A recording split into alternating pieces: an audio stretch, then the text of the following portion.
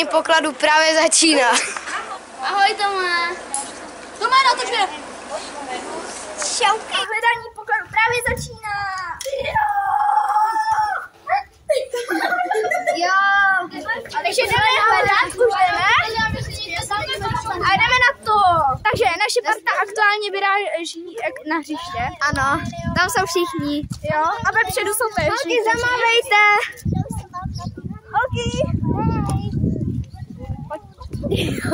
Střih.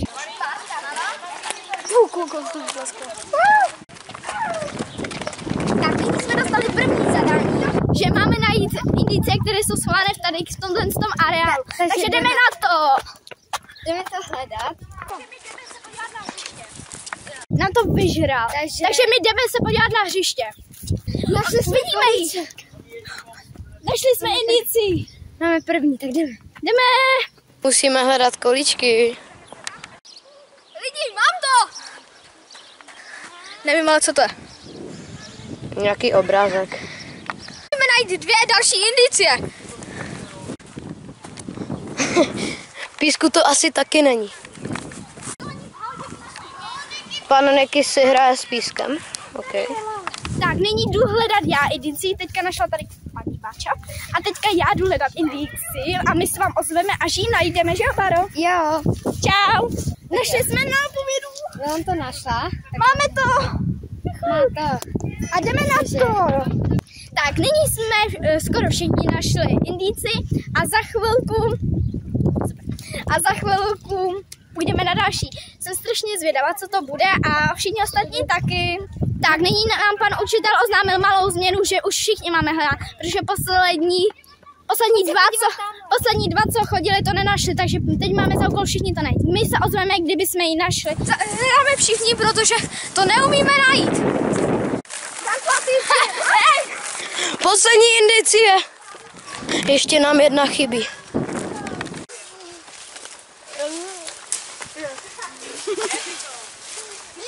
Našel jsem poslední indici, jo! Tak, nyní Tomáš Pětka našel indici a všichni tam jdeme. Tak, nyní jdeme zjistit, co tady ten rebus je. Už jsme to všichni našli. Právě hledáme nějaké místo, kde bychom ty kartičky mohli dát, aby nám neuletěly. Takže teďka tady skládáme takový rebus a my se ozveme, až to budeme mít. Co? Kde to je? Ale my to asi nevidíme, ne?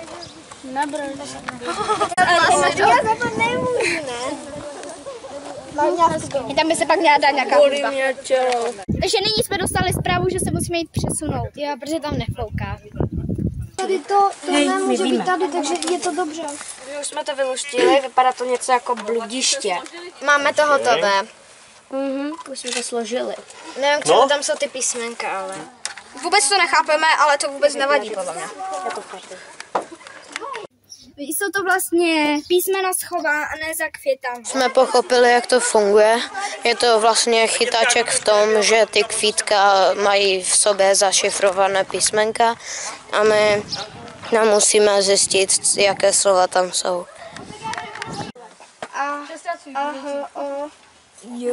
Mezera. Takže vyluštili jsme slovo ahoj hledači, tajence, ale to byly první dvě slova a už mě zajímá, co bude říct jako tajence celé.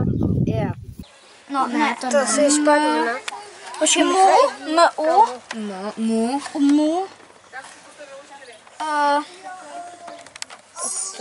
Podle mě to bude s, najdi s a Tady. Jo, ale to je jako rozdělené. Jo, je to s.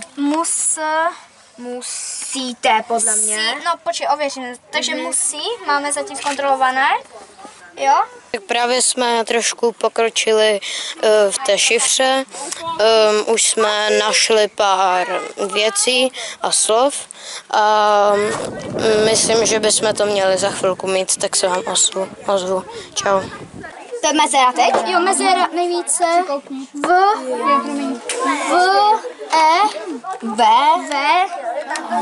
Počkej, kde jsi, Leo? Tady jsem. Vedro. Ne, to nebude. to je Takže za chvilku to budeme mít, už to skoro máme, chybí nám asi, nevím, 4-5 slov a doufám, že nám to nějak pomůže v tom pokladu, protože jsem docela ztracený.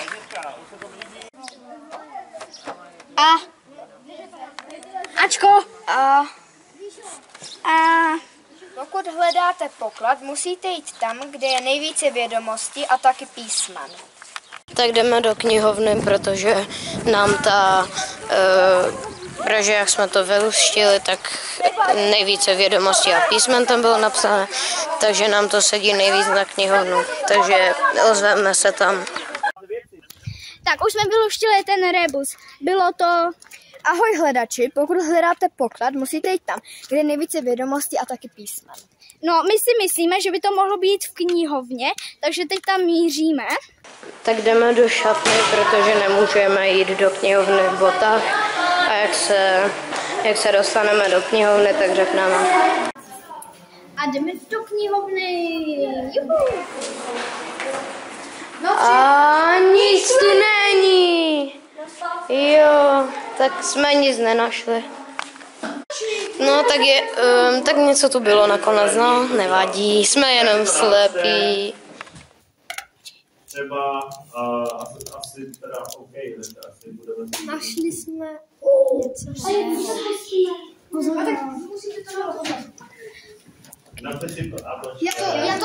Tak, našli jsme teďka flašku.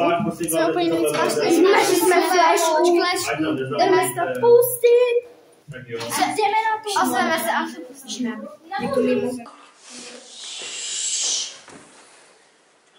Nazdar děcka, tak hledáte poklad, jo? Aha. Ne tak rychle, ten poklad bude totiž můj. Vy se k němu ani nepřiblížíte, protože jsem vás právě zamkl tady v knihovně. Takže si pro něj jdu já. Můžete mě sice dohnat, ale to byste se odsud nejprve museli dostat. Tak hodně štěstí, budete ho sakra potřebovat. Takže vlastně teď jsme si pustili to video na té flašce a musíme najít jeden velký útěk, protože zatím je nějaká krabička, takže musíme se podívat. Musíme to prostě najít a zjistit, co a jak. Takže teď to hledáme a tady tenhle týpek, tak ano. Ne, ale viděli jste to, tak tady nás uvěznil, ano. A teďka hledá s námi ten poklad, ale my budeme rychlejší, nebojte. Ano. Právě hledáme jednu knížku, protože vlastně je tam zatím krabička a myslíme si, že tam by něco mohlo být a osvobodit nás z knihovny, protože nás tady zamkl zlý pán.